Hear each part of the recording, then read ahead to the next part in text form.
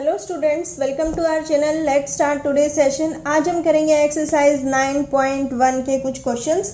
Last के video में हमने 9.1 से रिलेटेड चैप्टर 9 स्टार्ट किया था और 9.1 से रिलेटेड कुछ कंसेप्ट्स देखे थे और उसके 2 क्वेश्चंस भी किए थे। आज हम करेंगे क्वेश्चन नंबर 3 से आगे के questions. Question number 3, a contractor plans to install 2 slides for the children to play in the park. कि पार्क में बच्चों के खेलने के लिए जो स्लाइडिंग वाले झूले होते हैं जिस पर वो फिसलते हैं बच्चे, आप छोटे थे आपने भी स्लाइडिंग की होगी। तो कॉन्ट्रैक्टर ने क्या प्लान किया कि 2 स्लाइडिंग वाले झूले बनाने हैं बच्चों के लिए। अब बच्चे कुछ छोटे भी होते हैं बड़े भी होते हैं। For the children below the age of 5 years, जिन बच्चों की एज 5 ईयर्स से कम है, she prefers to have a slide whose top is at a height of 1.5 metre. मतलब उसके लिए जैसे यहाँ से सीढ़ियाँ हैं, यहाँ से चढ़ने के लिए, और यहाँ से ऐसे स्लाइडिंग है। तो क्या करना है, जो इसकी हाइट है वो कितनी है, 1.5 मीटर। जो इसकी टॉप की हाइट है वो 1.5 metre and is inclined at an angle of 30 degree. और ये कितने डिग्री पर इंक्लाइंड हो रहा है, 30 डिग्री पर। इट मीन्स इसके अंदर कितना एंगल है, 30 डिग्री का एंगल है। हाइट जो है इसकी 1.5 मीटर है और एंगल कितने का है, 30 डिग्री का। ठीक है, to the ground, whereas for the elder children, बड़े बच्चों के लिए, she wants to have a steep slide at a height of 3 metre. जो हाइट है स्लाइडिंग की, जो हाइट है उस झूले की जहाँ से सीढ़ियाँ चढ़ते हैं वो कितनी है, 3 metre and inclined at an angle of 60 degree. और उसकी जो एंगल बन रहा है, कितना बन रहा है, 60 डिग्री। इसकी हाइट कितनी है, 3 metre.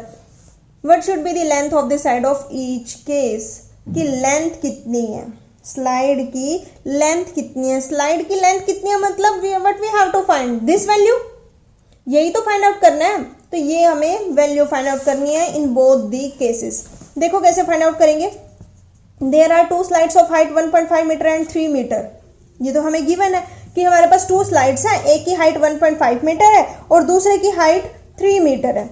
Late A B is 1.5 metre, A की हाइट 1.5 मीटर है, इसको ए बी मान लिया।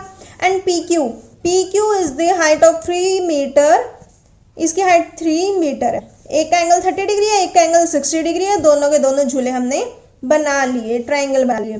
ABC is the slide inclined at 30 degree. जो ये ABC है, ये जो है inclination at the angle of 30 degree और विद एंगल AC एंगल बना रहा है ना 30 डिग्री के साथ, और इसमें 60 डिग्री बना रहा है। वही लिखा हुआ है, बस थोड़ा वर्डिंग्स में लिखा हुआ है।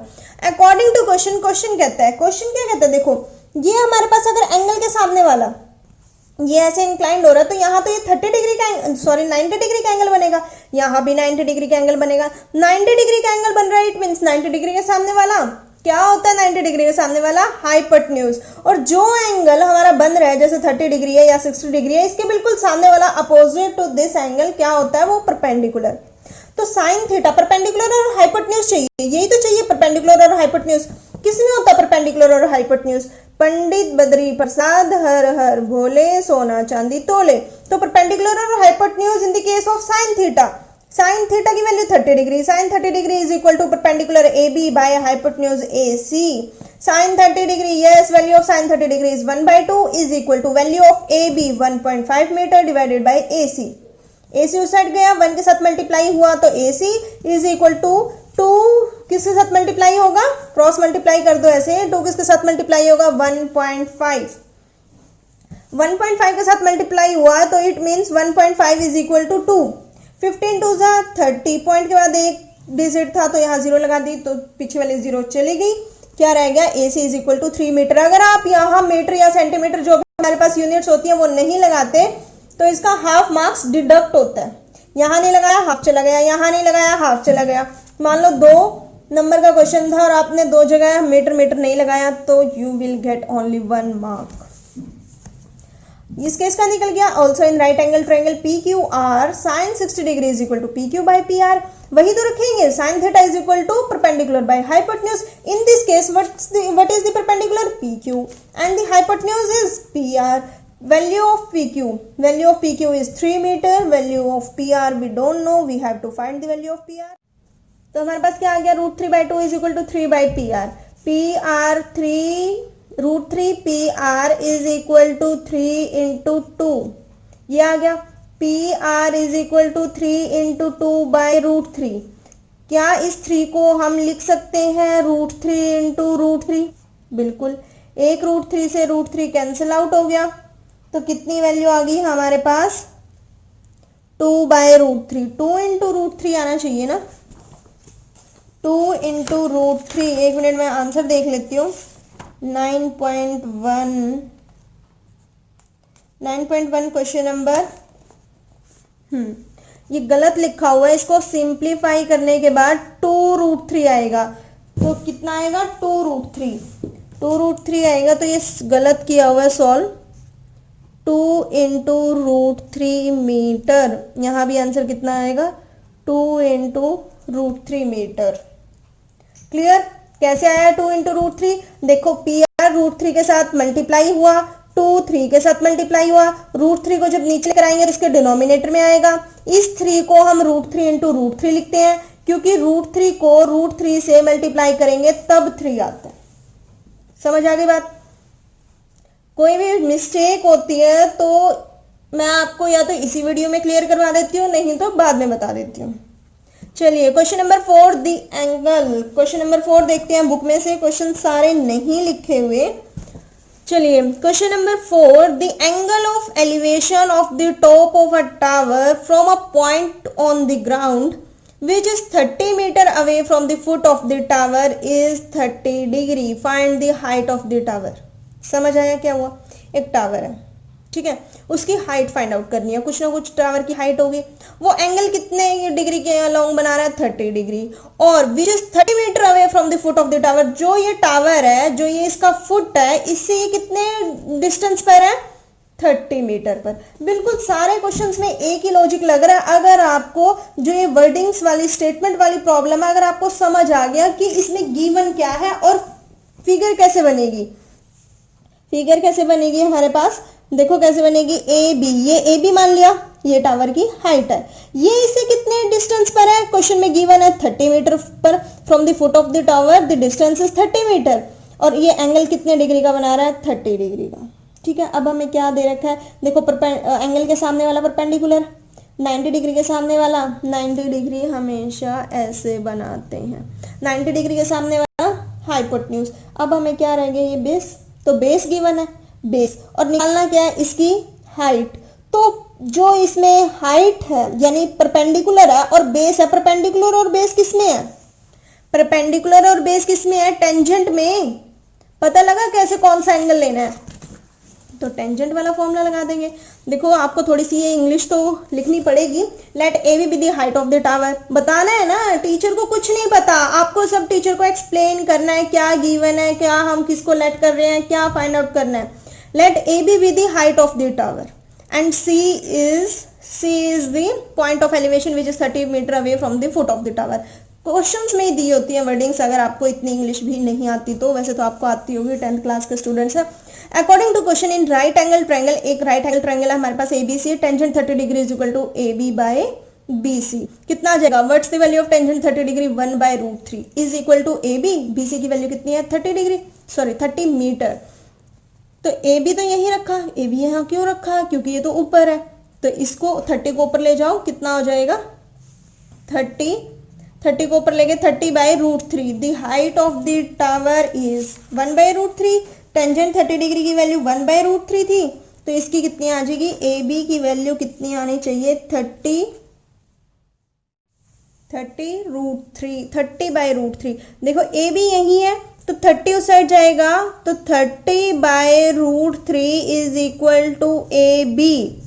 क्या 30 मीटर को मैं लिख सकती हूँ 10 into 3, 10 3 is 30 divided by 3 is equal to A B.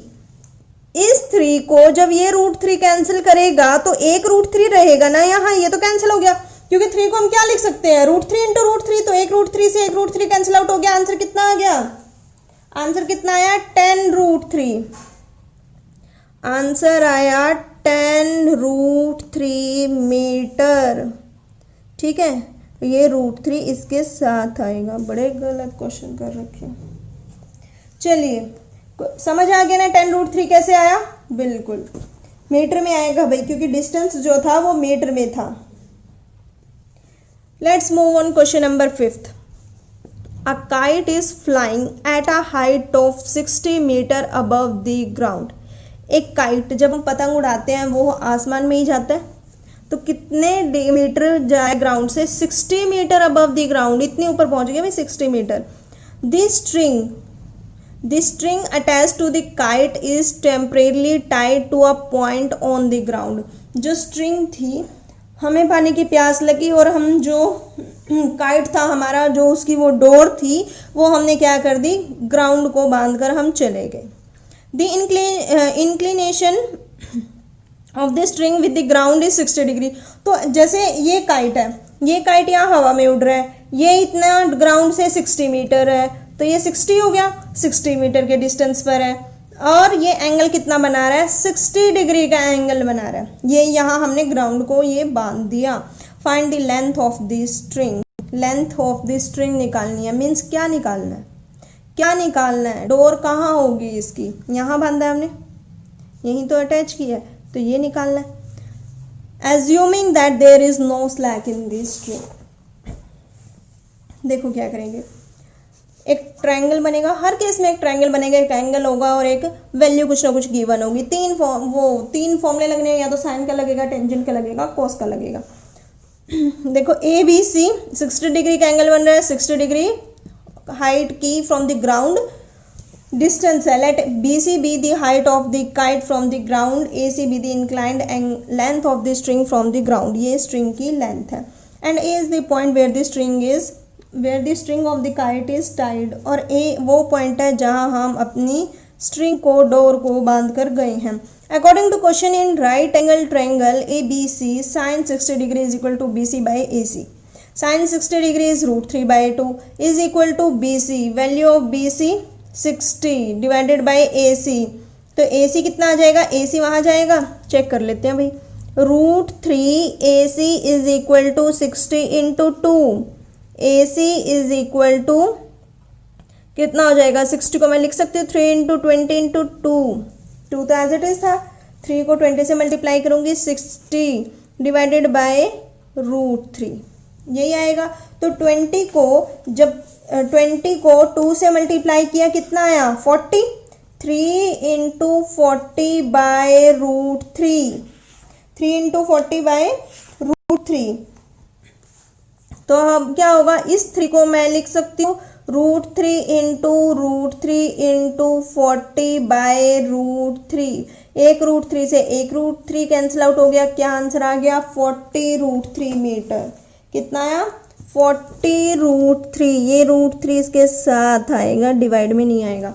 40 √3 metre. समझ आ रहा है ना कैसे हम सॉल्व कर रहे हैं, इसको कैसे ओपन कर रहे हैं? 3 को इन द फॉर्म ऑफ √3. तो 3 को कैसे लिख सकते हैं? √3 इंटू √3. तो आंसर कितना आया? The length of the string from the ground is 40 √3 metre. Last में आप ये लाइन जरूर लिख कर आना हर क्वेश्चन के. जैसे इसमें पूछा हुआ था हाइट ऑफ द टावर, तो ये निकली. तो ये इसमें क्या आया? The length of the string of this, तो ये आ गई. कई बार क्या होता है एग्जामिनर के पास या जो भी आपके टीचर होते हैं, वैसे तो पूरा क्वेश्चन देखते हैं, कई बार मूड ऑफ होता है या कोई बहुत ज़्यादा बर्डन हो जाता है काम का, तो क्या करते हैं? आंसर देखते हैं. और आंसर में अगर आपने बिल्कुल नीट एंड क्लीन काम किया होता है, बिल्कुल क्वेश्चन अच्छी तरह अटेम्प्ट किया होता है, तो वो सारा नहीं देखते, क्या करते हैं? मोटा मोटा देख लिया, और अगर आपने बिल्कुल काटापीटी कर रखी है बहुत, तो वो क्रॉस कर देते हैं और चलो भाई अगले क्वेश्चन पर चलो. तो साफ सुथरा नीट एंड क्लीन काम किया करो, बिल्कुल हर चीज़ प्रॉपर मेंशन किया करो. तो ये फाइंड आउट करना था और ये हमने लास्ट में फाइंड आउट कर लिया. Question number 6 important question. 6th question important है.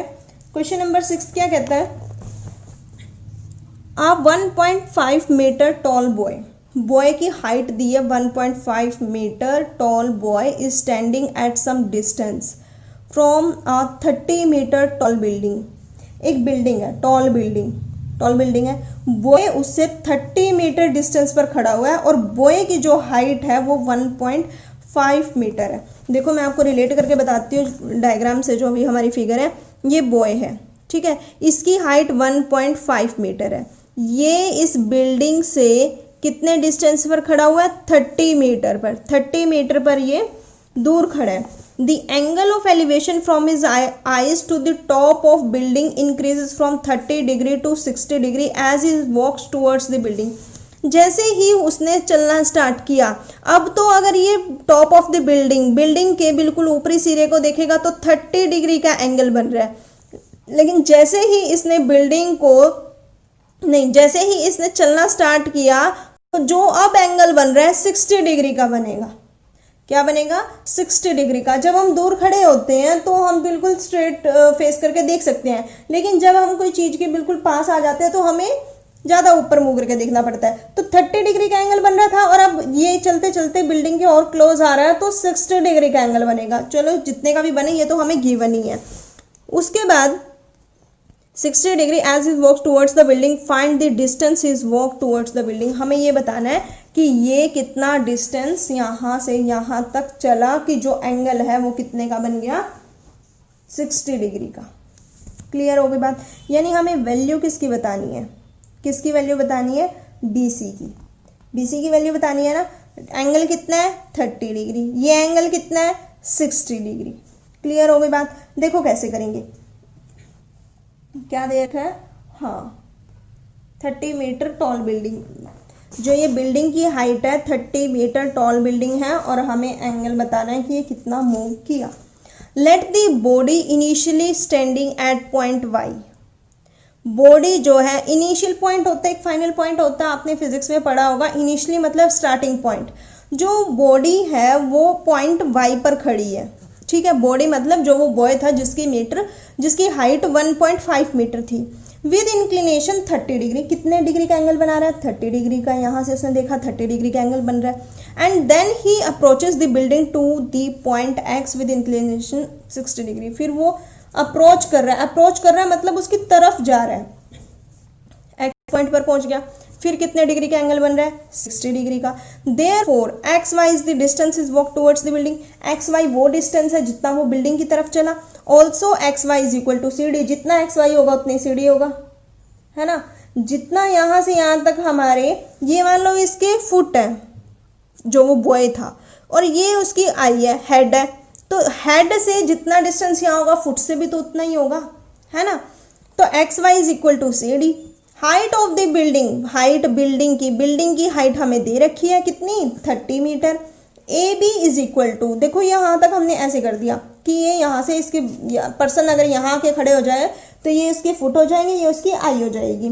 तो जो बिल्डिंग की हाइट है वो कितनी है? 30 मीटर। 30 मीटर में से जो इस बंदे की, जो बॉय था, इसकी हाइट 1.5 थी, तो इसको माइनस कर दिया। ये कितना रह गया? AB की वैल्यू 28.5। माइनस करना आता है कि नहीं आता पॉइंट वाले को? 30 अपनी मर्जी से पॉइंट लगा लिया, 0 0 लगा ली। देखो अब 1.5 माइनस करना, पॉइंट के नीचे पॉइंट लिख दो, पॉइंट से जस्ट पहले 1 है तो यहाँ लिख दो, पॉइंट के जस्ट बाद 5 है तो यहाँ लिख दिया। ये 0 लगाने की भी जरूरत नहीं थी, 0 लगा दी तो 0 ही आएगी। अब इससे कैरी ले लो, 10 - 5 5 हो गया। फिर ये 10 था, इसने इसको एक कैरी दे दिया 9, 9 - 1 8 रह गया, इसने इसको एक कैरी दिया था 2, तो 28.5 मीटर। क्लियर हो गई बात? ये कितनी आई? AB की value. According to question, in right angle triangle ABD वाले में हमारे पास क्या बनेगा? Tangent 30 degree is equal to AB by BD, यही तो बनेगा। AB by BD, perpendicular by base, tangent 30 degree, ये this by this. Tangent 30 degree की वैल्यू 1/√3, AB की वैल्यू 28.5, BD। यहाँ से हमारे पास सॉल्व करके क्या आएगा? सिर्फ ये उसके साथ मल्टीप्लीकेशन में चला जाएगा, BD ऊपर चला जाएगा। BD is equal to 28.5 into √3 metre. ये हमारे पास पूरी BD की वैल्यू आ गई। Also in right angle triangle ABC, क्योंकि हमें क्या निकालना? BC की वैल्यू निकालनी है, ठीक है। तो BC की वैल्यू टेंजेंट 60 डिग्री रखेंगे। टेंजेंट 60 डिग्री में वही perpendicular by base, AB by BC, tangent 60 degree √3, AB की वैल्यू 28.5, BC की वैल्यू फाइंड आउट कर लेंगे। तो BC की वैल्यू कितनी आई? BC ऊपर चला गया, √3 नीचे आ गया, ठीक है। तो कितना आया? 28.5, √3 से मल्टीप्लाई कर दो, √3 से डिवाइड कर दो।